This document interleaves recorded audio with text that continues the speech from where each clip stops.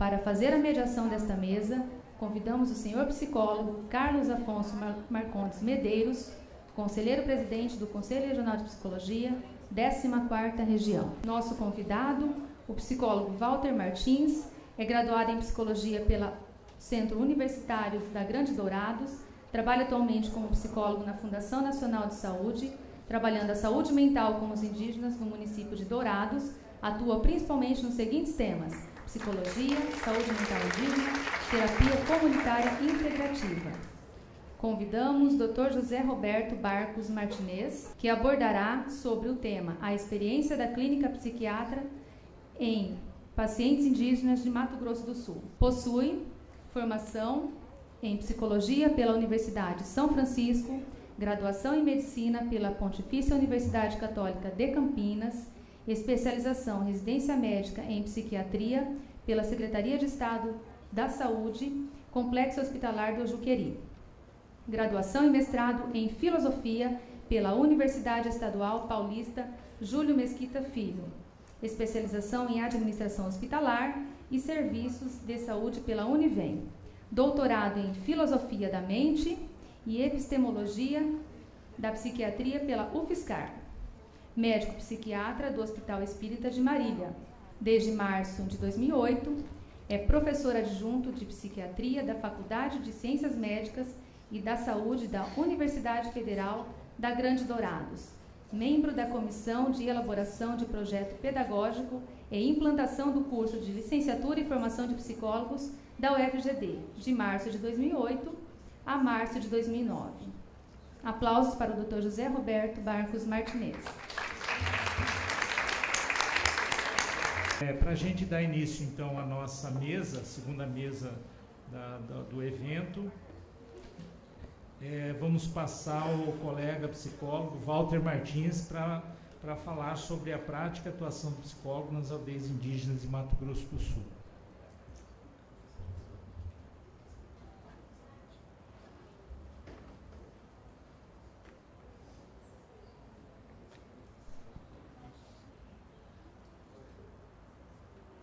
Boa tarde a todos. Sou Walter Benites Martins, psicólogo, Kaiowá. Atuo já há mais de 4 anos, né?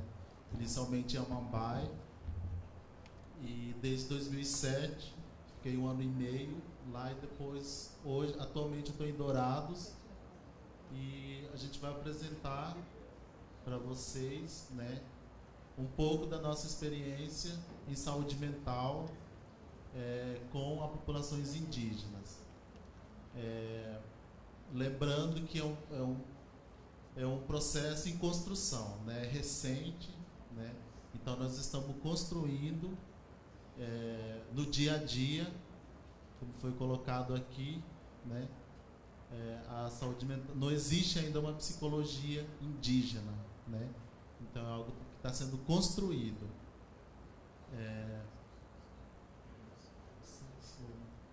Daqui dá para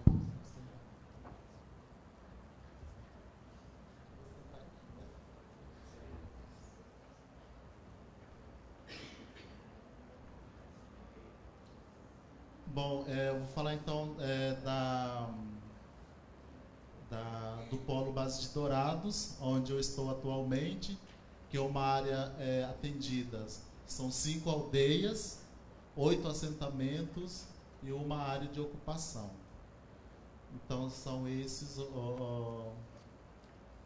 a população que a gente atende. As etnias são Guarani Kaiowá, Guarani Nhandeva e Terena. No caso de Dourados, eu diria que tem outras etnias, né? Que tem os negros, né? As misturas do branco. Então é muito mais do que essas etnias, porque lá é uma mistura, né? De etnias, de raças. Então, além dessas, tem os Caraí, né? Que a gente atende lá, que é o branco. A população, atualizado hoje pelo CIAS, que é o Sistema de Informação da CESAI, né, do Polo Base de Dourados, 14.061 pessoas. né, são atendidos. Existem vários problemas, né? Vocês já têm conhecimento, a maioria aqui pelo menos, dos problemas que atingem a população indígena dentro das suas aldeias, das suas comunidades, mas tem alguns que se destacam. Então, entre eles são os vínculos familiares em crise, especialmente entre adultos e jovens, né? O que seria isso? Hoje a gente percebe que as famílias, elas estão também desesperadas sem saber o que fazer com os seus filhos, com os seus adolescentes, com as suas crianças, né? E eles estão também pedindo por ajuda. A gente percebe essa crise, né? Esse laço enfraquecido. Então, eles também estão precisando de ajuda. A falta de perspectiva na melhora da qualidade de vida. Então, eu nem vou aqui ficar falando muito do que falta dentro da aldeia, né?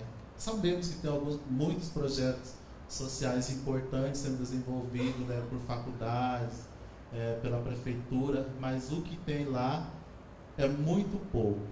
E muitas vezes aqueles que mais precisam estão fora, né, porque são os que estão mais excluídos, que a família, que a família está mais enfraquecida, né, que estão fora desses programas. E também tem, assim, o que a gente percebe, ProJovem recebe 80, 100 reais, não é algo que atrai eles, né? Que tipo de atividade também está sendo oferecido? Então, eu me lembro de um caso, o menino falou assim: por que eu vou no CRAS sendo que eu trabalho meio período e ganho 250? A questão dos estudos, né? Como continuar a estudar para ter... Porque hoje, o que eu falo para eles, hoje, nós enquanto índio, não podemos viver igual antigamente, né? O índio tem que estudar, ele precisa estudar. É questão de sobrevivência, não é nem questão de, o índio é ágado, né? Que foi no passado. Hoje é outro momento, então, né, hoje precisa estudar, senão vai passar dificuldade mesmo. Uso abusivo do álcool e drogas, né? Isso também é uma questão assim que tem, eu não sei se tem aumentado, né, assim, essa questão do álcool, né, já que existe ali um aspecto cultural que a gente precisa levar em conta, mas que eu acho que é uma discussão assim, bem profunda, né, que seria se aprofundado, mas a questão das drogas, né, cada vez mais, mais cedo os mitaro-suqueira, mitacunharo-suqueira estão entrando nas drogas, né? Os adolescentes, né? Denominado, né? Pelo não índio. Então eles estão cada vez mais cedo entrando nas drogas, né? E todos vocês aqui sabem que é muito difícil você recuperar uma criança depois que, né, um adolescente, uma pessoa que depois que ela fica dependente. Nós temos um caso aqui que eu vou estar mostrando para vocês, né? Que, como a gente sabe, né, a nossa rede de atenção, né, para essa população, ela é muito assim, deficiente, né, muito precário, muito limitado, e não está realmente preparado para essa população. Então, isso tem trazido grandes problemas dentro das aldeias. Alta taxa de violência, homicídio, traumatismo e estupro, né? Principalmente as crianças que estão sendo, né, violentadas por pessoas da própria família. Então, isso é uma realidade muito triste, que precisa de atenção, né? E uma atenção não para daqui a alguns dias, tem que ser uma atenção agora, né? Tem que ser o mais rápido possível, porque ela traz uma cicatriz que a pessoa pode levar a vida inteira e talvez nunca se recupere, né? Quem trabalha com esse tipo de problema sabe disso, né? Que uma criança que foi violentada, ela pode ser, né, desenvolver vários tipos problemas, inclusive a revolta, a ansiedade, a depressão, né? E isso vai prejudicar ela na vida dela, né? Como pessoa, como ser humano, como profissional, futuramente. A evasão escolar, né? A escola também não é mais atrativo, né? Por que eu vou na escola se eu posso ir para a usina, se eu posso trabalhar, né? Porque a minha necessidade é de comprar um tênis, é de comprar roupa, é de ajudar a minha família, né?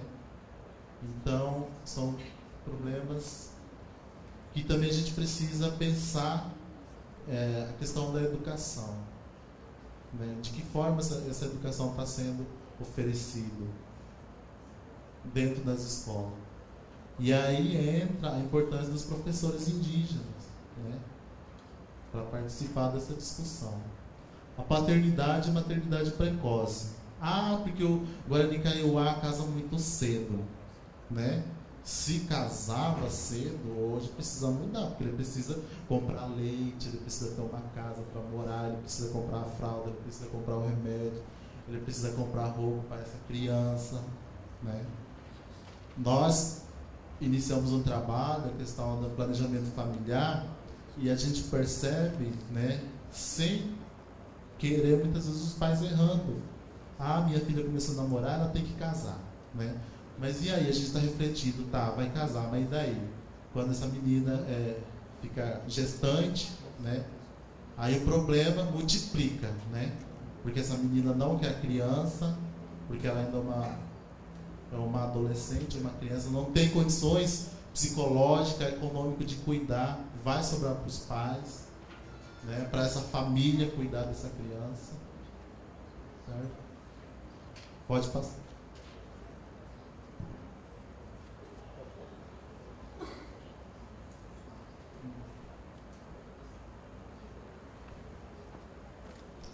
E dentro dessas problemáticas que eu apresentei, a gente tem algumas estratégias, né? Digamos assim, de intervenção, né?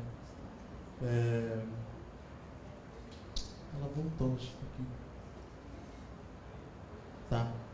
Aí, entrando dentro da questão da lei, né? Que garante a atenção, né?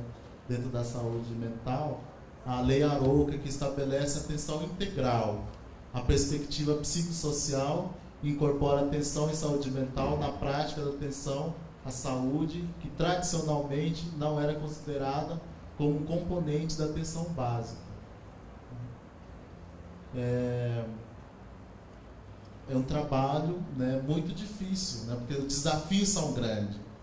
Como a gente sabe, né, são uma das primeiras experiências que a gente tem no país, né, dentro da atenção básica indígena, né? Então a gente não tem nada, a gente está construindo isso juntos, né? No dia a dia, com as equipes, principalmente com a comunidade, né? Ouvindo, né? As mães, os pais, a necessidade deles dentro dessa questão da área da saúde mental, e explicando também o que é saúde mental, né? Mas não num conceito acadêmico que a gente aprende, né, dentro da universidade, mas lá, o que é eu me sentir bem, né? O que eu ter saúde da mente, o que eu me sentir bem na minha família, na comunidade, no meu dia a dia, o que é importante para mim, né? O que é importante para mim, para a minha saúde. Então isso a gente tem buscado, tem procurado, e é muito difícil. Por quê? Porque isso envolve participação, né? Participação dos pais, participação das mães, a gente ouvir, e todo mundo sabe assim que o Kaiowá tem uma certa dificuldade mais para se expressar, né? Para colocar, eu falo assim que o Kaiowá é muito emotivo, né? Então primeiro você precisa adquirir confiança, você precisa ouvir e ele perceber em você que você está aí para ajudar, para contribuir. Senão ele vai concordar com tudo que você fala. Tá doente, tô. Você fez isso, tô. Ele sempre vai concordar com você, né? Mesmo que aquilo que ele está querendo dizer é totalmente outra coisa.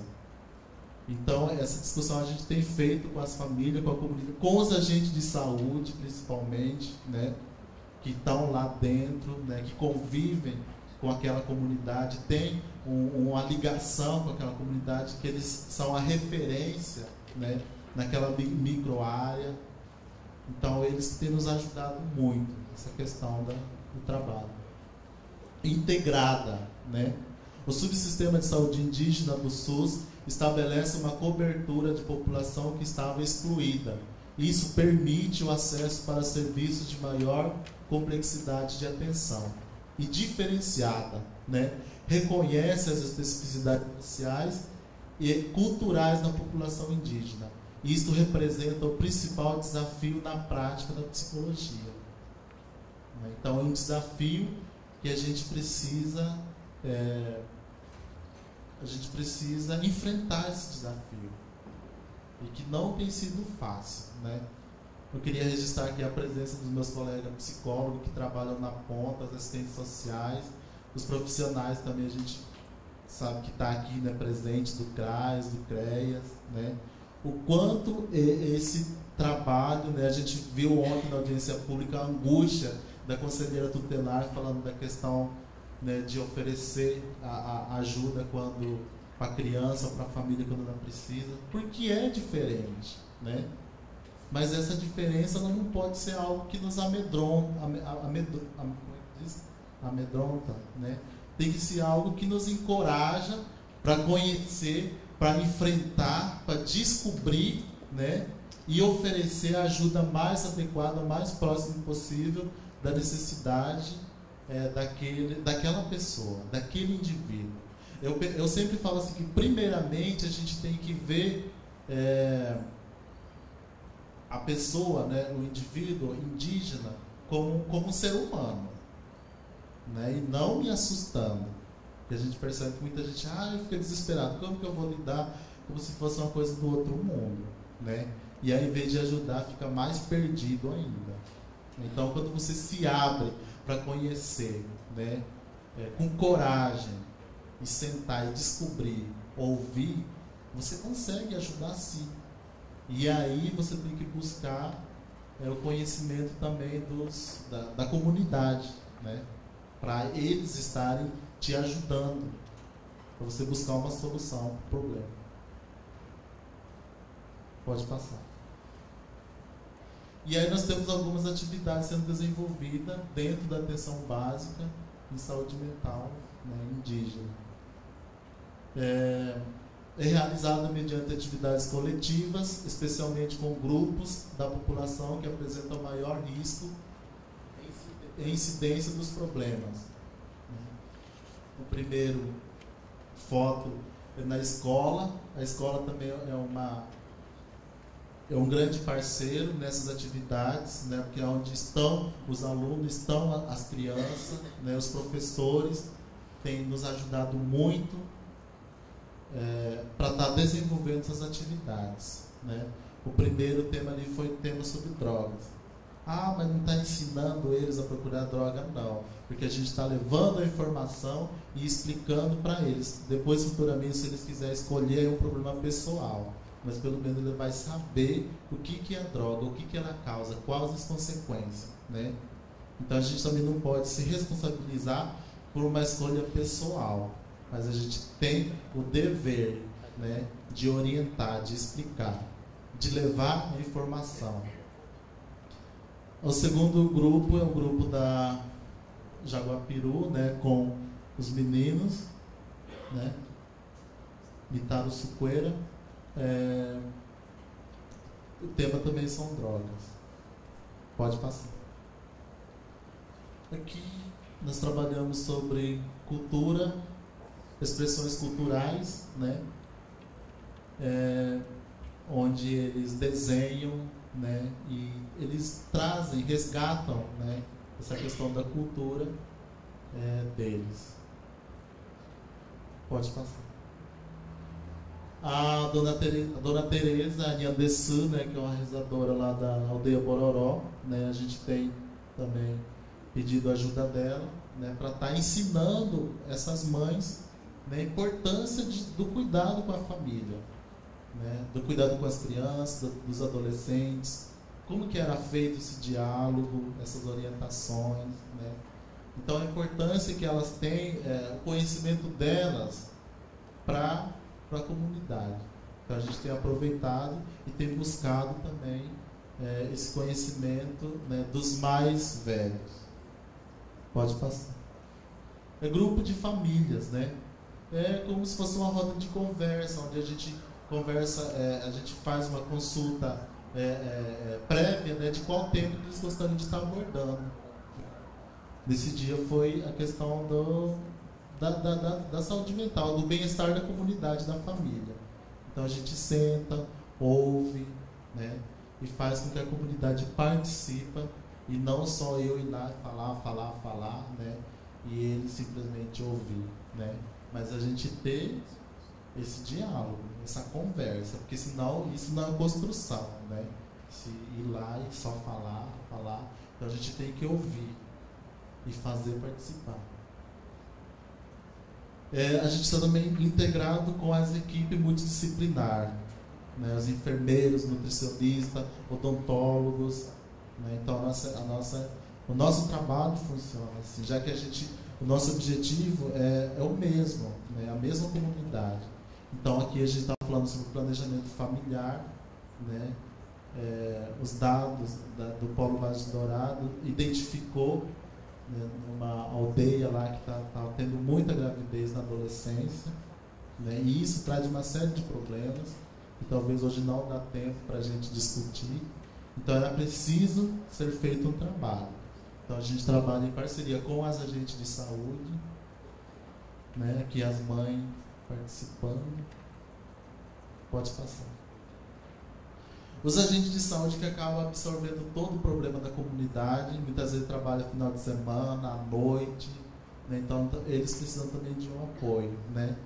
Todo mundo que cuida de alguém precisa de cuidado, né? Até mesmo psicólogo às vezes, né, tem que correr, né, para pedir ajuda para alguém, porque é ser humano, né? E quando se trata de ser humano, todo mundo tem problema, não adianta, né? Pode ser o mais estudado, mas tem um aspecto que às vezes na vida que é difícil, né? Então a gente leva esse trabalho para os agentes de saúde, né? O momento deles, né, de eles estarem discutindo as problemáticas não só deles, né, e que envolve o trabalho, né, o estresse do dia a dia, né, a limitação que eles têm para poder ajudar essa família.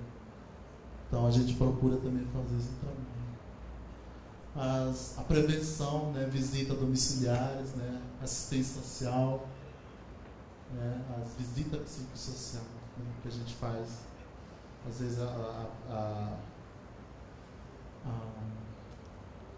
assistência social, ela precisa fazer um estudo daquela família, daquela criança, né? Aí o psicólogo tem que estar junto. Então a gente procura fazer esse trabalho com a comunidade. Orientação familiar. Pode passar. Né? Também fazemos a identificação de casos e intervenção possível de solução local, né? Então, muitos problemas que a gente identifica, a gente tenta buscar uma solução lá dentro da aldeia, que não precise recorrer à referência, só se for o último caso, né? Casos de automutilação e acompanhamento de dependente químico. Então, esse é só um dos casos que a gente trouxe para mostrar, mas são vários e vários, e a cada dia tem aumentado mais dentro das aldeias, que é essa faixa etária de 17, 18 anos, entrando no uso abusivo do álcool e das drogas. A pesquisação participativa, né? Então não é só levar a informação, eles têm que participar também, têm que mostrar isso, né? E o Kaiowá, ele representa muito bem na pintura, né? Bom, eu acho que é isso. Obrigado pela atenção. Ok, gente, vamos então passar agora para o Dr. José Roberto Martinez, né, Hoje descobri que a gente fez faculdade na mesma época, né, lá em Itatiba, e é um prazer.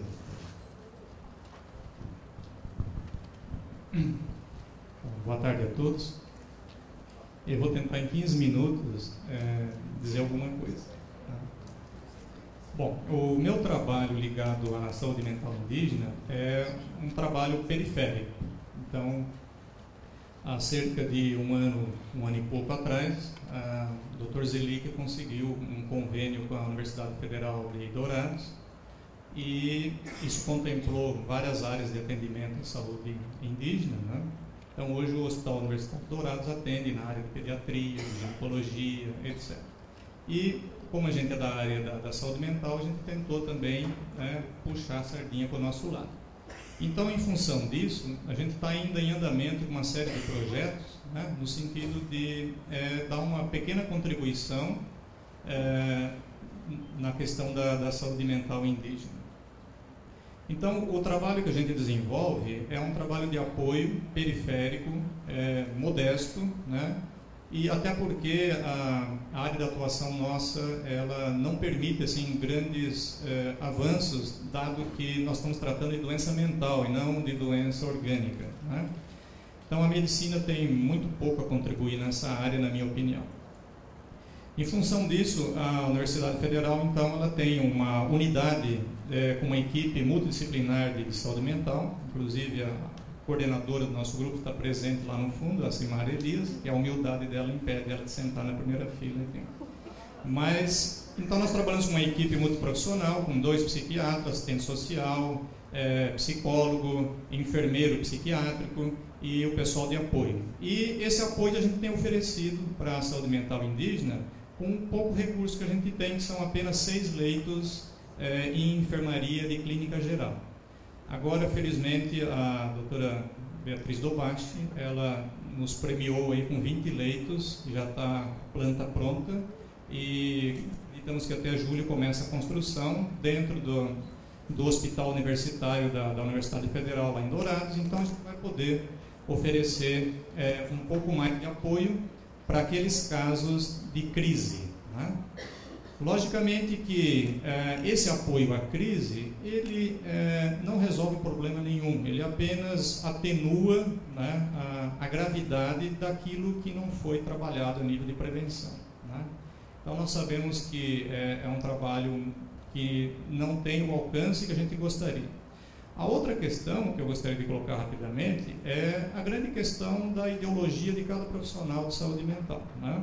A gente sabe que na psicologia existem tantas correntes quantas pessoas estão inseridas dentro da área. É claro que existem as vertentes teóricas principais que norteiam o nosso pensar.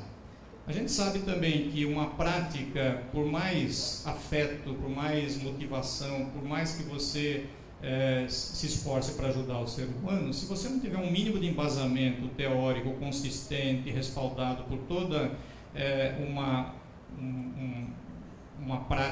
prática dirigida por uma boa teoria, ela também se torna insatisfatória, né? Então, uma prática mal teorizada é uma prática cega, e o inverso é verdadeiro também. Excelentes teorias que não têm o pé no chão também não produzem nenhum efeito, né? Vira mero diletantismo filosófico ou psicológico, né? Então, nesse sentido, esse esforço de reunir profissionais que têm como objetivo, como meta, como missão de vida, né, não só compreender, mas também ajudar essas pessoas a se entenderem, né, é fundamental para a gente fazer um trabalho efetivo de prevenção do sofrimento psíquico. A questão do nome doença mental, eu particularmente não gosto, porque mesmo dentro da psiquiatria ou da psicologia materialista, acadêmica, é um conceito que não expressa exatamente o que está acontecendo com o indivíduo, né? Daí que talvez fosse melhor falar de sofrimento psíquico. A própria palavra mental também é um termo complicado, né? Mente significa cognição, raciocínio, intelecto. Ou seja, quando a gente fala de saúde mental, dá a impressão que nós estamos falando de toda a área que envolve as faculdades humanas, né? A rigor, estamos falando só da parte intelectual, né? A questão afetiva, volitiva, etc. Agora, se tratando de saúde mental indígena, né, a questão cultural é fundamental, né? E quem não entende, ou minimamente de cultura, de etnologia, etc., vai ter muita dificuldade em entender isso. Hoje em dia existe assim, uma massa de literatura muito grande dentro da academia, no sentido de definir uma polêmica que existe há pelo menos 2.400 anos da questão da etiologia, da causação, né, da doença mental. Então, essas correntes, elas têm momentos em que uma está mais na moda, outras está menos na moda, mas de modo geral, nós estamos passando por uma fase agora que o mito do psicofármaco, né, ele se disseminou na cultura oficial. Então, cria-se, só para ter uma ideia, só na Inglaterra, dos 35 representantes oficiais do governo britânico em questão de saúde, 27 são subvencionados nos seus salários, suplementados economicamente pela indústria farmacêutica, ou seja, 80%. Aqui no Brasil não é diferente. Se você for fazer uma pesquisa em saúde mental indígena, com financiamento e tudo, você vai ter grandes problemas. Se você for fazer uma pesquisa parecida, mesmo na área não indígena, você vai ter problemas também. Porque a ideologia, ela infelizmente fica atrelada às questões econômicas, o poder econômico, a questão dos lobbies e tudo mais. Então, eu vejo com muita tristeza que os procedimentos na área da psiquiatria em particular, eles estão caminhando por um equívoco muito grande, ou seja, cada vez mais nós estamos medicalizando os conflitos culturais, os conflitos pessoais, e não estamos resolvendo absolutamente nada. Mesmo na área da psicologia, eu vejo que alguns profissionais estão muito preocupados em eliminar sintomas rapidamente, porque os planos de saúde exigem isso, né? Você tem que dar uma resposta rápida, e daqui a pouco esse mesmo problema aparece na forma de uma outra denominação, e o indivíduo acaba achando que ele é uma pessoa que está sofrendo outro tipo de doença mental. Esse tipo de migração sintomática é muito comum em quem trabalha no dia a dia. O indivíduo aparece com uma depressão, ele faz um tratamento de periferia, né? Daqui a pouco ele aparece com um outro tipo de problema, fobia, daqui a pouco ele está com pânico, daqui a pouco ele está com ansiedade. Então a gente percebe que muitas vezes foi falta de ouvir a pessoa e entender qual é a dinâmica que está por trás dessa periferia. Então, como o tempo aqui é escasso, e eu gostaria de falar a tarde inteira sobre esse assunto, né, até para que as pessoas pudessem dizer, olha, não é nada disso, né, porque sem diálogo a gente não aprende. Mas, de qualquer maneira, em relação à saúde mental indígena, o que eu tenho observado no pouco que eu tenho atuado perifericamente a nível de ambulatório de saúde mental e de assistência, né, de parceria com a CESAI, é que cada vez mais eu me surpreendo que eu não estou mais conseguindo fazer distinção entre indígenas e não indígenas, né? A princípio eu achei que era um problema meu. Depois, conversando com outras pessoas, eu achei que não. Até porque a gente vive numa região de fronteira, então a miscigenação é tão grande que você, com o tempo, você começa a perder aquele preconceito de raça, ou seja, você não distingue mais quem é de uma etnia, quem é de outra, né? Às vezes eu me pego conversando com alguém e alguém fala, olha, essa pessoa da etnia tal, e eu falo, puxa, eu achei que era uma pessoa da sociedade não indígena, né? A par disso, o que a gente observa é o seguinte, casos assim denominados de depressão estão aumentando a cada dia. Eu vou citar um rapidamente só para situar qual é o perfil de público que eu atendo semanalmente. Uma senhora me procurou me pedindo uma medicação para depressão. Expliquei para ela que a medicação pode atenuar alguns tipos de sintomas, mas que a solução para o problema dela seria resolver os seus conflitos.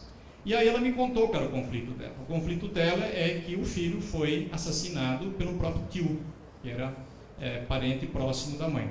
E aí eu perguntei por que isso aconteceu. Ela disse que ele matou o próprio sobrinho porque a irmã, a filha dela, irmã do indivíduo assassinado, tinha matado o filho do primo.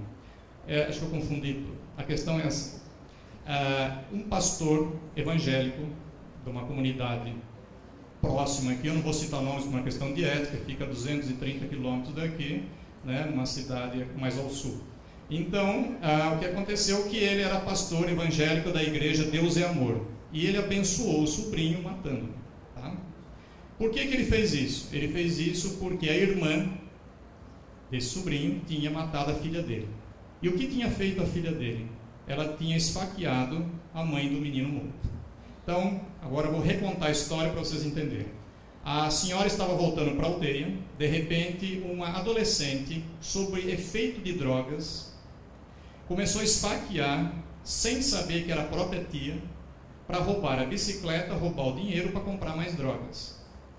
A tia, mesmo dizendo para ela parar, mesmo se identificando, ela retalhou a senhora, ela tem cicatrizes até hoje.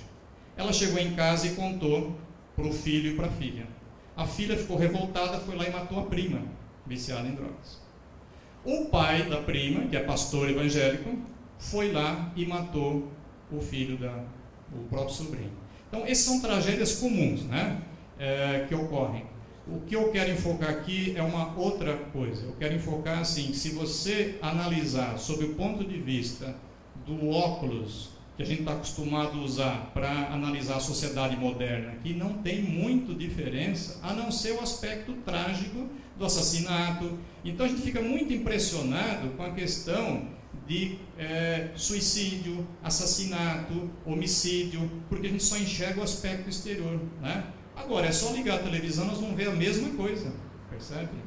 Agora, aquela dor profunda que não aparece, ninguém diz nada sobre isso. Quer dizer, uma pessoa que passa a noite inteira em insônia, ansioso, não tem dinheiro para pagar o aluguel, não tem comida para dar para os filhos, está numa situação difícil. Aquela senhora que passa dias e dias numa depressão profunda, um sofrimento monstruoso, e que nunca procura ajuda, esses casos passam desapercebidos. Então, por que é que tem tanta eficácia o trabalho do Walter? Porque lá as pessoas estão fazendo uma coisa que é fundamental, é saber ouvir. Mesmo que você não saiba o que fazer com essa escuta, mas só o simples fato de você ouvir já dá um alívio muito grande nessas pessoas. É claro que, se a gente fizer uma intervenção específica com essas pessoas, fundamentadas numa boa teoria, sedimentada por uma prática secular, baseado na experiência de outros que já trabalharam com isso, é claro que a gente vai avançar muito mais, a gente vai aprofundar muito mais o entendimento do que está ocorrendo, e isso ajuda, né? Nós estabelecemos um programa que seja biopsicossocial, culturo, antropológico, ou seja, que pegue todas as dimensões do ser humano. Então, eu fico feliz em saber e perceber que cada vez mais as pessoas estão se dialogando, estão se unindo, no sentido de começar a montar esses programas e atuar. Na questão do suicídio, eu acho que nós estamos também arranhando a periferia, né? Toda vez que eu ouço, já ouviu a opinião do Dr. Coloma sobre a questão do suicídio, né? Algumas hipóteses dele que me parecem muito interessantes, né? Em outras ocasiões, já conversei com outros antropólogos, eu acho que nós temos um problema de cegueira monoprofissional. A gente fica muito preso às teorias, ao entendimento da nossa área específica. A gente esquece que o conhecimento, ele começou como filosofia. Ou seja, não havia distinção antes entre filosofia, ciência e religião. Essas coisas foram se repartindo. A filosofia foi se segmentando em física, em medicina, em astronomia, etc. Hoje nós temos múltiplas especialidades, subespecialidades, e as pessoas cada vez mais estão especialistas em olhar um ponto de vista e esquecer que existe todo o conjunto. Bom, isso não é novidade para ninguém. O que é novidade é que as pessoas estão começando a entender que a gente tem que, para atuar no ser humano, tem que parar de assistir novela, pelo menos uma vez por semana, tem que estudar mais, tem que começar a ler o trabalho e a atuação dos outros profissionais, reconhecer os limites naquele caso específico, né? E tentar, na medida do possível, detectar não só, mas também atuar no sentido de diminuir o impacto de toda essa agressão que a gente vive. Quando foi passado no quadro aqui a questão dos principais problemas, a gente observa que tudo se resume talvez num só. Porque quando você fala assim, álcool e drogas, o álcool é droga, né? Mas o álcool, ou as drogas, ou esses elementos, são um dos fatores estimulantes, precipitantes, que incidem sobre um ser vulnerável, um ser que tem uma vida muitas vezes frágil e que precisa de todo um acolhimento, de todo um suporte, né? O outro grande problema são 3: o homicídio, o suicídio, né, e o desejo de morte. Num certo sentido, nós estamos falando de uma coisa só, nós estamos falando de violência. Quando o indivíduo não consegue lidar com essa violência interna, chega uma hora que ele explode para fora. E isso aparece na forma do quê? Na forma de manchete, na forma de notícias populares, tá? Muitas vezes a gente fica achando que a psicologia não tem muito que contribuir com isso, né? Às vezes o pessoal critica a psicanálise porque ela não bate direito com a teoria antropológica de uma outra corrente. Mas se a gente começar a observar em cada caso específico, a gente vai observar uma coisa muito simples. A psicanálise tem tantas teorias quantas pessoas existem com problemas de conflito e sofrimento psíquico. Basta pegar a literatura atual de qualidade, a gente vai ver que você não pode trabalhar com signos fixos. Cada indivíduo ele vai expressar uma coisa, aquilo vai ter um significado próprio para ele. Então não existem teorias gerais para poder resolver todos os casos. Existe uma teoria para cada indivíduo. Claro que existem princípios gerais que regem isso. Se a gente falar assim, mas quais são esses princípios gerais? O princípio geral é simples, que se você não gostar, não amar o ser humano, você não vai ajudar. Um outro princípio é simples, se você não souber lidar com essa violência, ela vai explodir para dentro ou para fora, né? Então, a questão da dificuldade que as pessoas têm de lidar com a angústia, com o conflito, com a pressão social, com a repressão, com todo esse massacre que a gente vive, claro que isso vai ter uma saída. Essa saída pode ser mais sublimada, mais elaborada, mas pode ser uma trágica também. Infelizmente, a saída trágica é a que prevalece, não é? Então, como provavelmente o tempo já acabou, eu só queria deixar nesse pouco espaço que a gente tem aqui, a ideia de que, em termos de saúde mental indígena, a especialidade que menos tem a contribuir, na minha opinião pessoal, é a psiquiatria, apesar do Dr. Antônio Carvalho aqui pode não concordar comigo. Eu digo isso pelo seguinte, porque embora ela funcione como uma camisa de força química, né, para aqueles casos mais graves, a gente percebe que ela não dá conta de restituir o indivíduo à sua integridade, à sua harmonia, se não forem amparados no aspecto psicossocial. Então, existe na psiquiatria tradicional a ideia de que as doenças mentais elas são doenças cerebrais, que são doenças orgânicas, que são doenças físicas, genéticas. Então, essa discussão permeia a psiquiatria, porque hoje a grande massa, talvez 95% dos psiquiatras, eles têm uma concepção de doença mental que é organogênica, ou seja, que é uma herança ditada por um mecanismo genético, biogenético. Eu acho que os indígenas têm muito a contribuir para a psiquiatria, para a etnopsiquiatria, para mostrar que é possível uma nova visão sobre isso. Quando, por exemplo, a gente ouve dizer desses relatos de pacientes indígenas em crise, que começam a ter visões, começam a ter aquilo que a medicina oficial classifica como alucinações, e você começa a entender o que significa aquilo no contexto da tragédia pessoal dele, as coisas mudam bastante. Essa semana eu atendi uma senhora que foi abandonada pelo marido há 2 meses. Ela está com um bebezinho no colo de 5 meses, amamentando. Ela tem, entre aspas, alucinações de que está pegando fogo na casa inteira, de que uma voz chega e diz que vai matá-la. Ela descreve assim com muita riqueza todo esse cenário imaginário dela, e recentemente ela conversou pelo celular com o marido que não aparece há 2 meses. Então a gente percebe que se a gente começa a reduzir toda essa rica fenomenologia psicológica, né, há apenas uma explicação, nós vamos estar cometendo um equívoco muito grande, porque é muito provável que, misturado com as visões que ela tem, que é produto de toda uma angústia, de um sofrimento, de sentimento de abandono, de toda uma situação de vida caótica, é possível que hajam outras influências aí que a cultura indígena explica como procedente de fatores culturais que nós ainda não entendemos corretamente como é que funciona isso, né? E, finalmente, a minha preocupação principal para quem está começando agora a gostar dessa área tão triste, é que, de um lado, há toda uma preocupação de amparar as comunidades indígenas no sentido de reparar a injustiça secular, no sentido de dar acesso à cultura, acesso ao conhecimento, acesso às faculdades, acesso aos bens de consumo, acesso à eliminação da miséria. Mas o que me preocupa profundamente, qual é o resgate que toda a nossa tecnologia, todo o nosso conhecimento acadêmico, que toda a nossa parafernália tecnológica está fazendo no sentido de ajudá-los a resgatar a cultura deles. No sentido, claro, tem esforços aí importantes, a gente conhece, né? No sentido de arquivar isso, de filmar, de tentar resgatar tudo isso. Mas a questão é que uso está sendo feito disso. O que é que está se fazendo para que eles vivam, vamos dizer assim, resgatando esses valores, né? Porque uma mera substituição de valores me parece que pode não dar certo, né?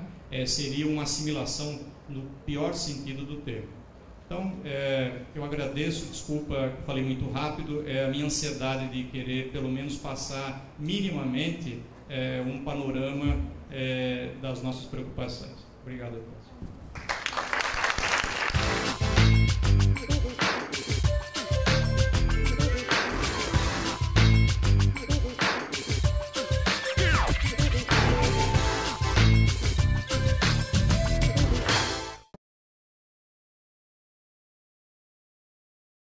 A próxima convidada é bolsista de produtividade em pesquisa, possui graduação em psicologia pela Pontifícia Universidade Católica do Rio de Janeiro, graduação em jornalismo pela Universidade Federal do Rio de Janeiro, mestrado em psicologia pela Pontifícia Universidade Católica de São Paulo e doutorado pela Universidade Estadual de Campinas, pós-doutorado em saúde mental no trabalho pela Unicamp.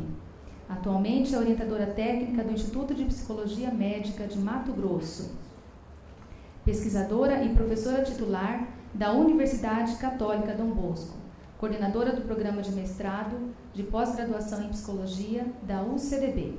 Atua principalmente nos seguintes temas: criança, saúde mental, técnicas projetivas e expressivas, responsabilidade social, populações indígenas, representação social, identidade e cultura.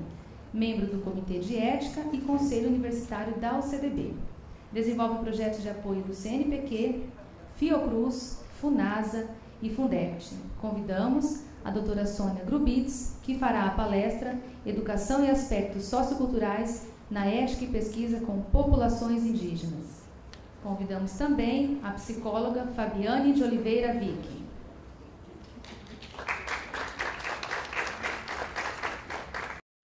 Acho que eu vou ter que correr bastante porque tem pouco tempo. Mas, de qualquer maneira, eu preciso inicialmente dizer para esse grupo que está aqui da minha satisfação de rever meus ex-alunos, colegas. E o que me sensibiliza muito é principalmente pela questão indígena. Porque quando eu comecei esse meu trabalho, na década de 70, eu era assim, uma coisa meio estranha, quando eu pensava em usar a psicologia nessa questão indígena. E hoje eu fico satisfeita que eu vejo que o nosso Conselho Regional de Psicologia está muito bem integrado nessa questão, nessa causa, muito bem representado pelo Carlos Afonso e sua equipe. Eu também tenho uma boa relação com o pessoal de São Paulo, que tem uma rede que da qual todos nós participamos, e que eu acho que também tem um trabalho assim, muito importante. E eu acho que a gente está conseguindo dar o nosso recado nessa questão indígena. Então, apesar de eventualmente eu ficar um pouco afastada, no sentido de estar trabalhando nessas questões, mas de uma outra forma, na pesquisa, produzindo inclusive alguma coisa que seja importante, eu fico muito tranquila porque eu sei perfeitamente do bom trabalho que os psicólogos da nossa região, do Conselho Federal de Psicologia, ou seja, nós psicólogos, nós estamos dando o nosso recado, estamos realmente representando muito bem a sociedade brasileira no sentido de um entendimento, da defesa da cultura indígena e de uma melhor relação e intervenção. Então, eu até antes de começar, eu agradeço ao Carlos Afonso, a Fabiana, que também participou da organização e tem me convidado, porque eu realmente sou uma pessoa assim meio bicho do mato, eu não sou muito de comparecer, eu gosto da retaguarda. Mas, de qualquer maneira, só o que o Walter falou, onde é que está o Walter? E o que o nosso psiquiatra, o Zé Roberto, falou, já dava para a gente falar esses 15, 20 minutos, meia hora que eu falei. Que são coisas importantíssimas. Primeiro, psicologia em construção na área indígena. Com certeza. Olha, eu estou tentando construir isso desde a década de 70. Para você ver que a coisa não é simples. E, principalmente, é entender que, de acordo com as especificidades de cada cultura, de cada grupo nacional, de cada grupo étnico, existe realmente a necessidade de fazer, assim, uma integração da nossa psicologia. E o Conselho Federal de Psicologia nos dá um excelente exemplo quando ele exige que as técnicas, por exemplo, de avaliação psicológica, os instrumentos, eles sejam adaptados a cada população. Então, esse é um grande desafio para a psicologia, porque a gente não aceita, por exemplo, levar um teste, por exemplo, tem um desejo muito grande de um dia trabalhar com teste Rocha com as populações indígenas. Até hoje eu não me atrevi. Eu uso o desenho porque o desenho é universal, o desenho é uma linguagem e é excelente na comunicação, e também porque eu uso o desenho mais com um olhar da cultura, e não utilizando as tabelas ou as propostas do estudo dos desenhos para a nossa população. Então esse cuidado, essa atenção é fundamental, porque nós somos iguais e diferentes dos índios. Então, enquanto indivíduos, nós somos todos iguais. Enquanto pessoas, nós somos diferentes. Então, esse entendimento, essa atenção é importantíssimo. Uma outra coisa também, sabe, falando de saúde, doença, Walter, uma antropóloga, já estou saindo um pouco do meu tema aqui, mas eu acho importante dizer isso, em cima da fala de vocês. Uma antropóloga do Rio Grande do Sul, não estou me lembrando do nome dela agora, ela fez um trabalho com os guaranis do Rio Grande do Sul, e o trabalho dela, ela trabalhava sobre o conceito de saúde e doença. E a conclusão dela foi que para o Guarani, saúde é felicidade e alegria. E doença é tristeza. Olha, só começando por aí, o doutor José Roberto, olha como já começa um entendimento completamente diferente da questão de saúde mental. E na sua fala também, eu senti, e eu achei muito bom até essa preocupação com a medicalização. Porque até uma avaliação psicológica deles, a avaliação deles é diferente, porque eles são diferentes. Então, isso tudo já daria para a gente ficar aqui discutindo até amanhã. Então, a gente pode fazer, Walter, como os indígenas fazem nos conselhos, né? A gente pode ficar 1, 2, 3 dias discutindo para chegar a uma conclusão, né? Que, aliás, eu acho que é a sabedoria indígena, porque eu já assisti isso no grupo Caduel, já assisti isso no grupo Guarani de Carapó. Quando existe uma reunião de conselho para tomar uma decisão, isso eu acho que a gente nunca vai conseguir. Todos os líderes se reúnem e discutem um assunto, um problema, até chegar a um consenso. Porque eles partem do princípio que se tiver algum grupo que não aceita, que é contrário, mesmo que pelo voto ele seja vencido, não vai dar certo, vai ter sempre uma oposição. Então, discutem. Bom, eu não sei agora como está sendo essa questão das reuniões de conselho, eu conheço um pouquinho mais dos Caduel. Eles discutem realmente 1, 2, 3 dias, e quando eles saem da reunião, todos vão apoiar aquela ideia, aquela decisão, para não haver qualquer problema. Então, são coisas que nós nunca tivemos, e também posso dizer que a gente vai perder porque a gente nunca teve.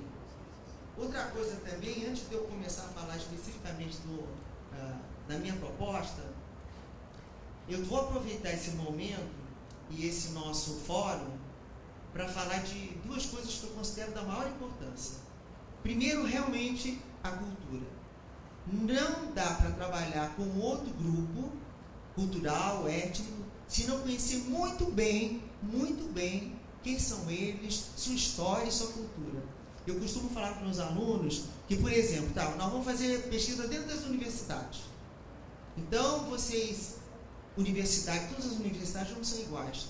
Porque quem for fazer uma pesquisa dentro da Universidade Católica Dom Bosco vai encontrar uma realidade diferente de uma federal, vai encontrar uma realidade diferente da Unider. Então, para começar a pesquisa, a gente tem que conhecer essa faculdade. A gente tem que conhecer a estrutura, tem que conhecer a história. E isso num ambiente muito menor. Agora, vocês imaginem nas nações indígenas. Agora, uma segunda questão que eu acho assim importantíssima, não sei se a gente vai conseguir realmente aproveitar ou então conservar, é a educação indígena. Sabe, Walter, eu queria falar de coisas bonitas dos índios, sabe? Porque a gente fala tanto de problema, o suicídio, a questão do alcoolismo e então, a questão de direitos humanos que às vezes não são respeitados, mas em todas as comunidades em que eu estive até hoje, estive muito tempo em Carapó, quando eu fiz a minha pesquisa maior, estive na comunidade Bororo, foi na década de 70 em Meruri, estive muito também na comunidade Cajuel, Terena também, eu ia para as comunidades e passava dias, a gente fazia contatos, enfim, nós tínhamos uma convivência muito grande com os grupos.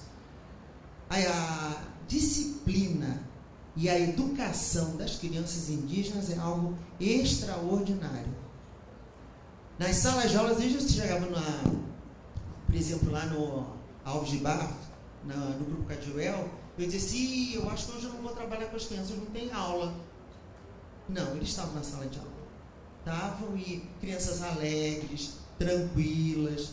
Eu não posso falar sobre as comunidades de Dourados, porque realmente eu sei que ali existe um problema muito maior daquela comunidade que está dentro da cidade, com todas aquelas relações problemáticas. Mas, por exemplo, Carapó, eu tenho certeza que a tranquilidade e essa dinâmica das crianças é essa. Em Córrego do Meio, em Bananal, na Alves de Barros. Então, isso não faz parte especificamente da minha palestra, mas eu quero passar isso para vocês. Isso tem tudo a ver com a educação familiar, porque existe realmente a presença de pessoas da família. Não há, e pode existir em Dourados, nessas comunidades que não tem mais aquela estrutura básica ou mínima da cultura indígena, mas assim, sem violência com criança. A criança não é afastada da família, não, você não pode ouvir isso, vai embora. Não tem punição. Então é uma relação muito de atenção, muito carinhosa, e a criança nessas comunidades, o idoso, são importantíssimos. A criança, porque é o futuro. Aliás, todos os brasileiros e todos os americanos, latino-americanos deviam pensar muito sobre isso. O começo de tudo é a educação infantil. Agora, quem é que pode refletir sobre tudo isso e passar para as novas gerações toda uma sabedoria, uma vivência, um sofrimento? São os idosos.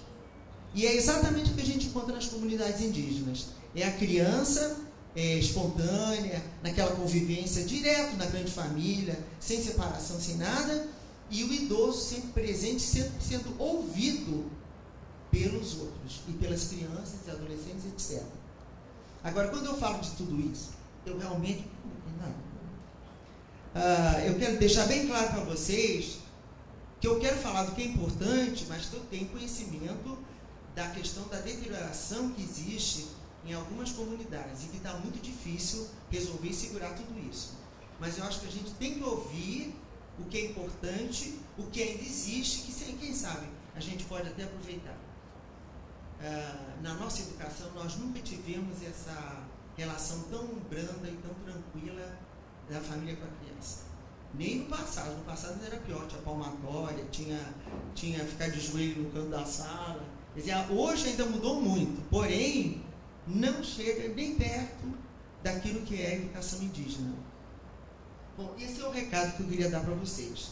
Agora, vamos falar um pouco, eu vou falar um pouco da pesquisa, da questão ética, e depois eu quero mostrar umas coisas lindas deles para vocês, dos desenhos das crianças e como eles expressam a cultura.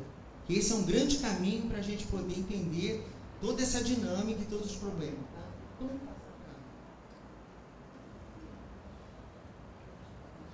O que eu...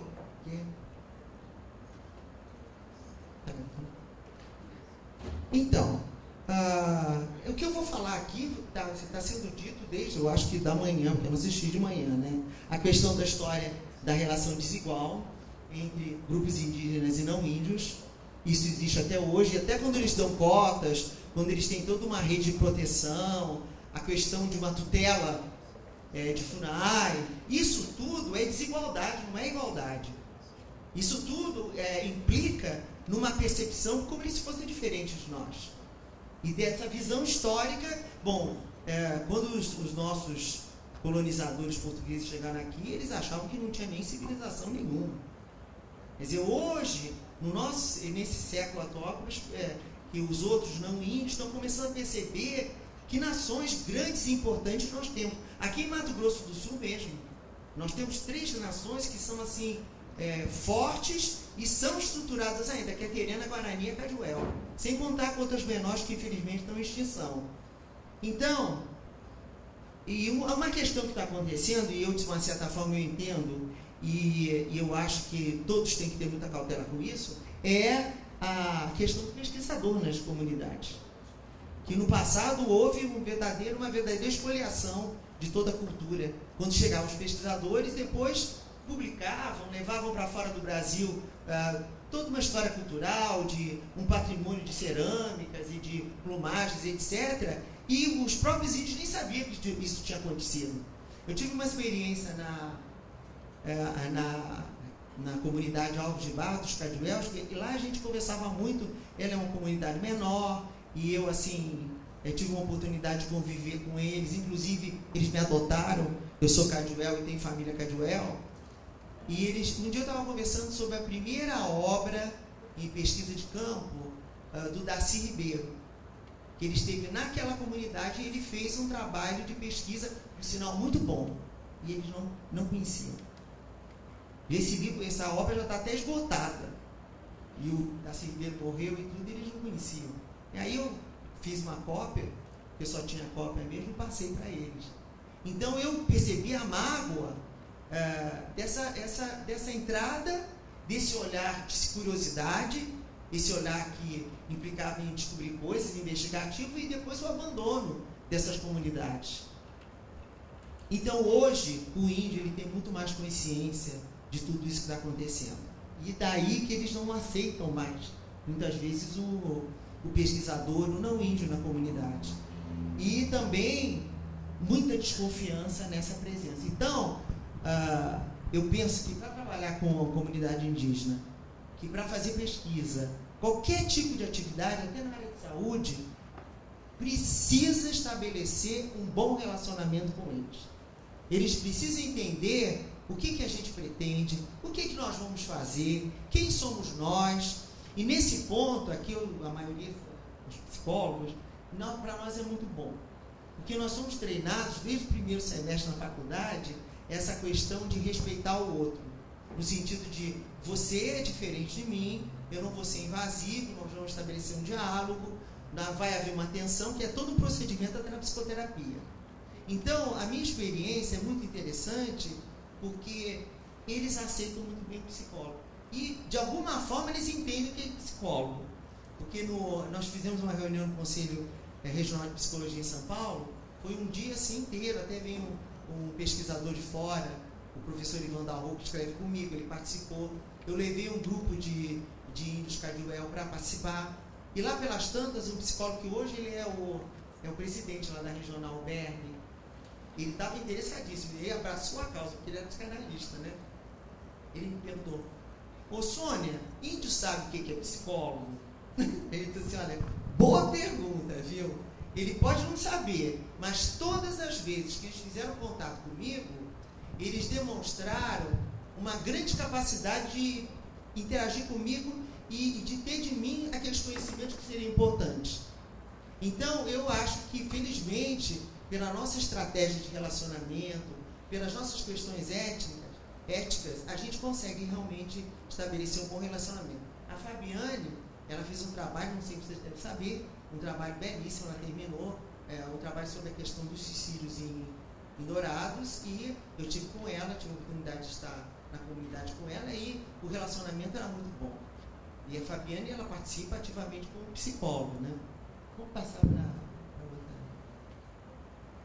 Eu vou passar rapidinho, porque isso aqui, senão se a gente for deter em tudo, não dá tempo.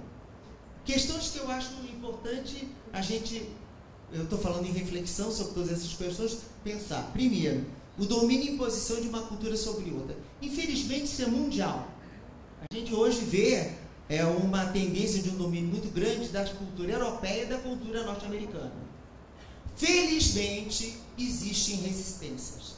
Eu tive oportunidade de ver na Europa que, por exemplo, houve um problema na Bélgica que não tinha governo porque o grupo que falava Flamengo e o outro que falava francês resolveram discutir a relação.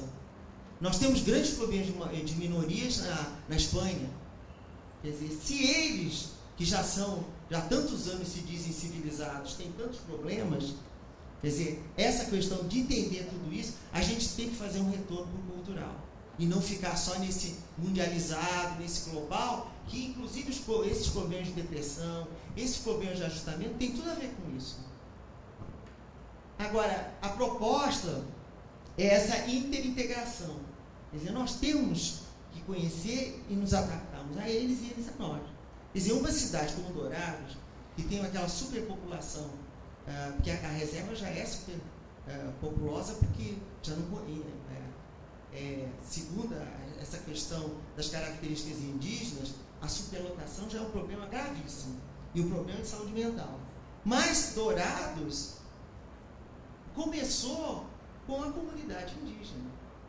Essa comunidade indígena, eu fiz agora um levantamento socioantropológico de Dourados, que nós fizemos uma pesquisa para a Fiocruz sobre suicídios de idosos em Mato Grosso do Sul. Nós somos o segundo estado do Brasil em número de suicídios de idosos. E a terceira cidade é Campo Grande e a quarta é Dourados. Então, eu fui entender a origem. Começa na comunidade Guarani, que sempre teve muitos problemas. Depois passou por um posto da Guerra do Paraguai. E depois, até depois de Campo Grande, se tornou um município, se tornou uma cidade. Então, a história deles é muito dolorosa. E tudo isso a gente tem que entender. E a sociedade de Dourados e a sociedade indígena tem que ter um relacionamento e entender todas essas características históricas. Agora, olha a questão. Reivindicação por pesquisas cada vez mais comprometidas com as transformações e discursos e nas ações políticas. Felizmente, hoje, o Conselho Nacional de Pesquisa, CNPq, a Fundect, aqui de Mato Grosso do Sul, eles fazem uma cobrança, quando a gente apresenta um projeto para o financiamento, daquilo que vai reverter para as comunidades e para a sociedade. Nós não vamos fazer um projeto só para tirar conclusões teóricas. O projeto também ele vai implicar intervenção.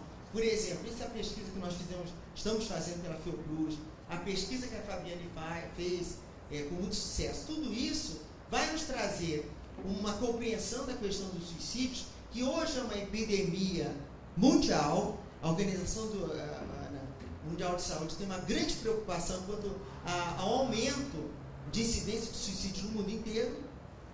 Então, como é que a gente pode fazer uma intervenção? Como é que a gente pode fazer uma prevenção? Essa é a nossa contribuição depois da pesquisa. Valorização dos conhecimentos tradicionais dos índios. Vamos valorizar a educação deles? Vamos valorizar a questão da grande família? O Zé Roberto falava daquela mulher que entrou em depressão por causa... ela tinha um filho, o marido abandonou. Aí falta o quê? A família. Quem sabe até a grande família. Porque, eventualmente, na grande família Guarani, quando um marido, um homem sai, A grande família está ali. Então, como isso seria importante?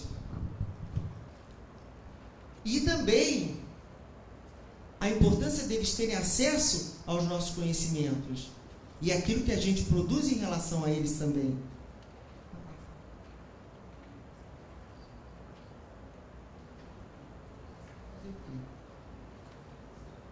Uma questão que sempre me preocupa muito, eu acho que deve preocupar todos na área da antropologia, da psicologia, na área de ciências humanas, é a questão da tutela.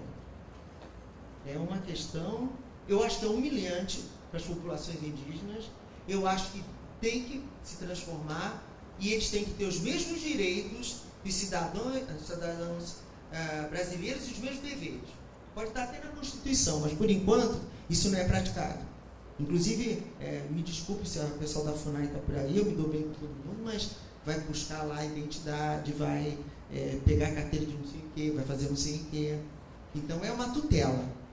E eu tenho até uma coisa interessante, pitoresca, que eu observei lá em Carapó, que todas as crianças têm a certidão de nascimento, tem lá o registro, tem o nome, mas eles têm os nomes guaranis.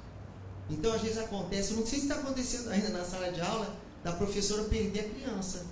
Porque a mãe não lembra mais do nome da criança, a criança já não lembra mais do nome dela, porque na comunidade ela tem só o nome guarani. Então, olha a questão de identidade, olha a interferência de uma tutela que é fora da cultura e que eventualmente interfere muito no desenvolvimento daquela comunidade. O diálogo intercultural é fundamental. Esse acesso, eu também não sou assim, não tenho aquela posição de dizer, ninguém entra lá na comunidade, eles vão ficar vivendo a vida deles, não vamos interferir, não. Isso é inexorável. E eles realmente têm que ter acesso à informática, acesso à televisão, têm que ter acesso a tudo, mas sabendo que são índios, conhecendo a sua identidade, uma coisa importante, tendo autoestima, porque eles têm que ter orgulho de ser guarani, de ser cadiuel, como nós temos, eu espero que todos, de ser brasileiros, né? E eu tenho uma etnia que ela tem realmente essa questão muito bem projetada, que são os cadiuel. Os cadiuel realmente, eles têm assim, uma resistência nessa situação de autoestima, de ser cadiuel e de ter orgulho de ser cadiuel. Não sei se é porque eles têm 538 mil hectares de terra. E são a única etnia na América Latina que tem o documento de posse da terra que foi doado por Dom Pedro II. Isso eu acho que tem a ver o espaço, o seu espaço também é muito importante para essa questão de desenvolvimento, de autoestima. Eu continuo a falar, nós temos que aprender sobre eles e com eles. Bom, ao acesso deles ao saber, à cultura, articular as redes de discussão, também são importantes. Essa rede que a gente tem com São Paulo, né, Carlos Afonso, tem muita... entram, os próprios índios entram, eles dão depoimentos, então é fundamental, é muito importante. Bem rápido, o problema que eu tenho discutido e estudado, diferenças culturais e sociais significativas, história de contato, o espaço, conforme eu falei para vocês, ter um espaço é fundamental. Nós temos a nossa casa, nós temos um espaço razoável, isso é fundamental para a sobrevivência humana. A escola e a educação indígena, nós temos que aprender principalmente o aspecto de educação e os projetos e perspectivas do futuro na visão das famílias indígenas. A gente tem que discutir com eles o que eles pensam do futuro, o que eles pensam de tudo que está acontecendo, conforme o Walter falou, que eu acho que é muito oportuno. E uma universidade voltada para as questões indígenas. Eu não sei, eu estava perguntando da Fabiane, talvez você saiba, Walter, não sei se alguém sabe. Tem um projeto, não sei se ele está andando ou não, de ter uma escola, uma universidade indígena na região lá do Terena. Entraria o CDB, entraria a Universidade Estadual de Mato Grosso do Sul. Existe um projeto, eu não sei, eu sou do CDB, eu não sei como é que está esse projeto. Quer dizer, uma universidade, como existe no México, a Universidade Indígena Autônoma do México, que é maravilhosa, e lá eles têm uma relação com a cultura muito diferente, porque todos se dizem, eles são também indígenas. a população ela é basicamente de indígenas, né? A ver se eu vou mostrar umas coisas bonitinhas agora. Esses são os meus guaranis que eu trabalhei com eles. Pode passar. Isso aqui é na varanda, as crianças brincando lá na Alves de Barros. Não tinha nesse dia lugar na sala, porque nesse período eles tinham o segundo grau, que ainda não tinha sido instalado definitivamente lá, e vinham professores de fora. Então eles ocupavam as salas e as crianças do prézinho, do primeiro ano, iam para a varanda estudar e brincar. Vocês veem que coisa maravilhosa, tranquila, linda, né? Pode passar.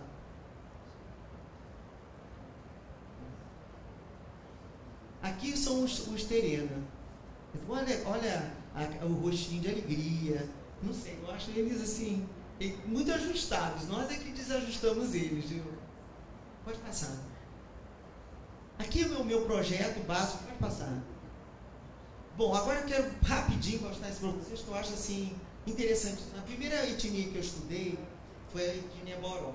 Eu nunca mais tive contato com eles, e um dia uma aluna minha da UCDB foi numa excursão com os professores até o grupo de Meruri, onde eu trabalhei, e ela fez uma oficina de desenho com as crianças. E quando ela me trouxe os desenhos, eu disse, não é possível. Como é que você fez esse trabalho? Eu perguntei a ela. Porque eles estão reproduzindo a organização social e a comunidade Bororo. Se não, eu dei lápis e papel e eles desenharam. É a organização circular importantíssima do grupo Bororo. Pode passar. E aqui, felizmente ou infelizmente, tem exatamente como é organizado Meruri, e aquele centro ali redondo, coitado, meio vazio, que é o Baimanandidjelu, que é a casa dos homens, e eles, como aconteceu quando eles fizeram as construções, tentando reproduzir a organização circular, porque lá hoje existe uma vila de casas, né?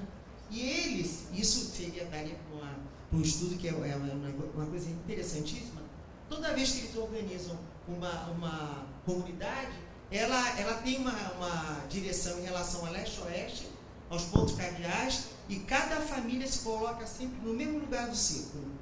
E eles mantiveram isso em Meruri e no Garça, e se vocês forem no Museu do Índio, na Sala dos Bororos, tem aquela organização no chão circular, que é a organização deles. Pode seguir. Esse é o desenho, olha, muda. Desenho Guarani já é diferente.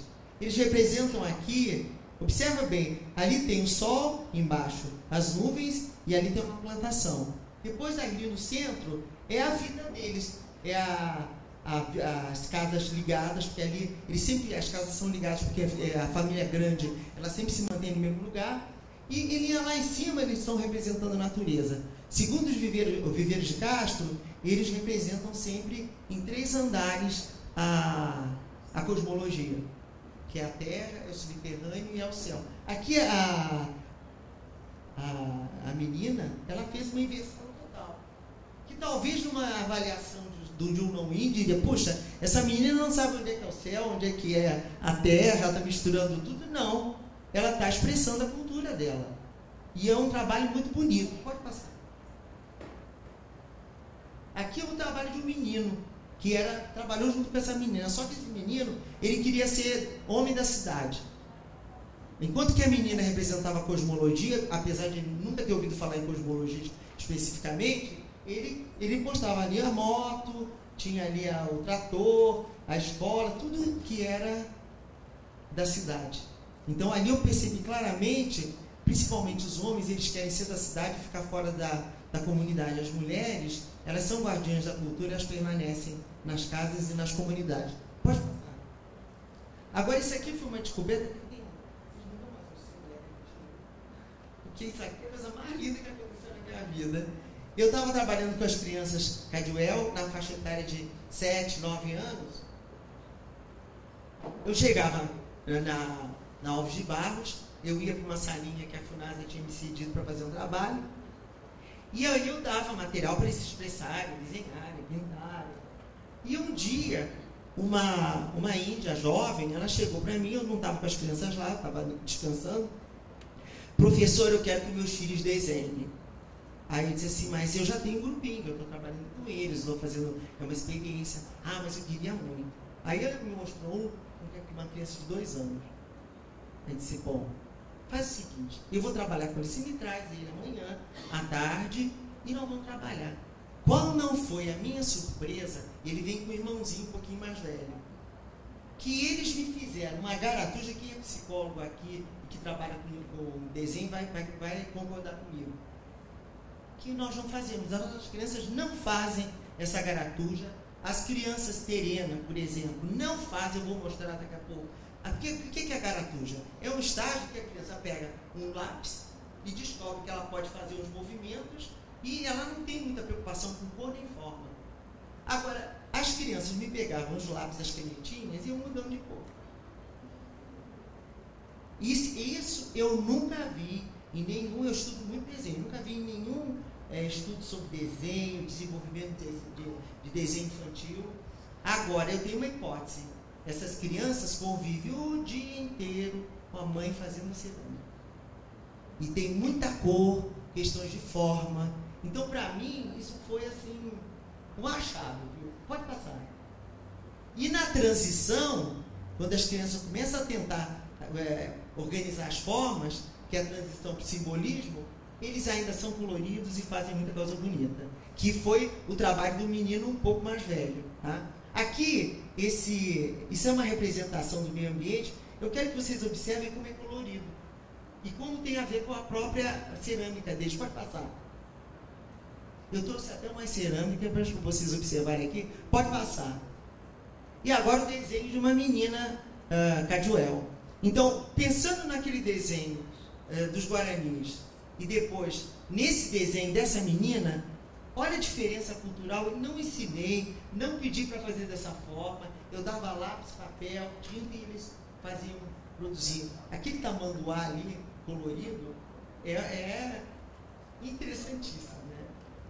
Bom, acontece que a partir de 7 anos, mais ou menos, começa a haver uma coisa que é importantíssima entre os Caduel: divisão de trabalho. Só mulher trabalha e faz cerâmica. O homem trabalha com gado, um pouco de agricultura, eles são mais, o trabalho mais ligado ao gado, e eles trabalham também prestando serviço em fazendas próximas, né?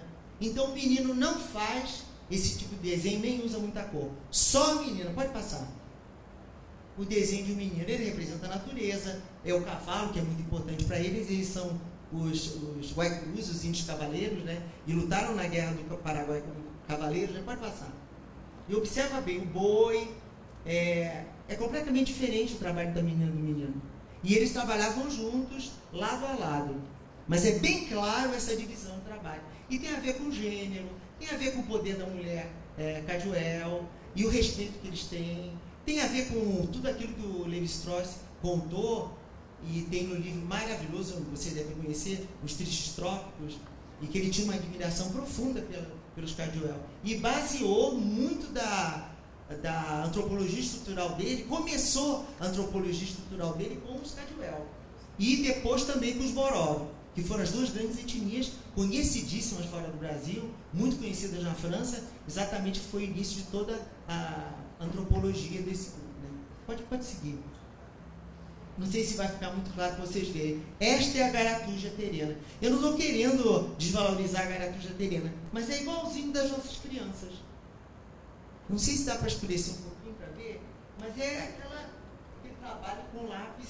Então, o que eu entendi? Essas crianças, elas têm semelhanças e diferenças, como todas as crianças no desenvolvimento do desenho. Porém, as especificidades culturais são fundamentais. Está dando para perceber? A diferença dessa garatuja para a garatuja das crianças ali é lápis verde, só ali um pouco de verde com azul. É tudo aquilo que as nossas crianças fariam. Pode continuar, por favor. Então, olha, já estou quase terminando. Depois, o que acontece? Nós sabemos que os terenas, eles são considerados aqueles que mais estão integrados na nossa sociedade, eles têm uma participação política muito grande, a maioria dos alunos das nossas universidades são terenas, então eles estão muito próximos da nossa cultura. E vocês podem observar no desenho deles a representação da casa da própria comunidade, e também já apresenta aqui uma avenida com uma ameaça. Então, a gente pode perceber, primeiro, as especificidades e a diferença de cada grupo. E depois, o quanto eles já estão próximos ou não das comunidades não índias.